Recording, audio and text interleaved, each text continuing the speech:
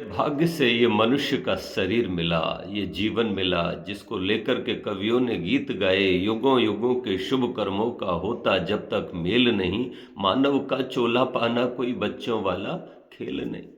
लेकिन हम मनुष्य की चाल कहाँ चल पाए।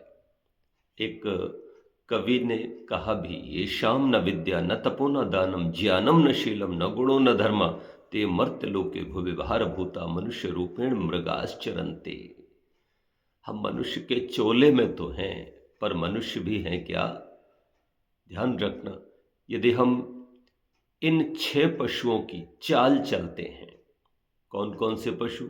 उल्लू की चाल चलते हैं, यदि हम भेड़िए की चाल चलते हैं, यदि हम कोक पक्षी की चाल चलते हैं, यदि हम कुत्ते की चाल चलते हैं, यदि हम गिद्ध की चाल चलते हैं, और यदि हम बाज की चाल चलते हैं, तो फिर हम ध्यान रखना मनुष्य नहीं है।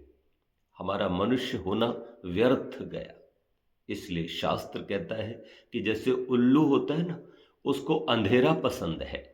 यदि तुमको भी बुराई पसंद है, अच्छाई तुमको अच्छी नहीं लगती, तुम सच्चाई का और अच्छाई का साथ नहीं देते, तुम झूठ का, छल का, कपट का, व्यभिचार का, बेईमानी का साथ देते हो, अथवा ये तुम्हें अच्छे लगते हैं, तुम्हें रिश्वत लेना अच्छा लगता है, झूठ बोलना अच्छा लगता है, काले काम करना अच्छा लगता है, तो तुम समझ लेना तुम उल्लू की चाल चल रहे हो, उल्लू की चाल चल रहे हो।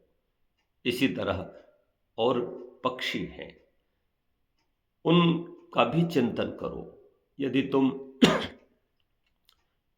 हमेशा असंतुष्ट रहते हो, तुमको जितना भी मिल जाए तुम कभी भी संतुष्ट नहीं होते, और मिल जाए और भी पा जाऊं, छल से, कपट से, बेईमानी से, कैसे भी मिले। जैसे भेड़िया होता है ना, उसका पेट कभी भरता ही नहीं। और भेड़िया की विशेषता ये होती है कि वो जब बहुत भूखा होता है तो अपने बच्चे को ही खा जाता है। जब कोई शिकार नहीं मिलती तो अपने बच्चे को खा जाता है। ऐसे ही यदि तुम हमेशा भूखे रहते हो भोगों के, तो तुम भेड़िए की ही चाल चल रहे हो।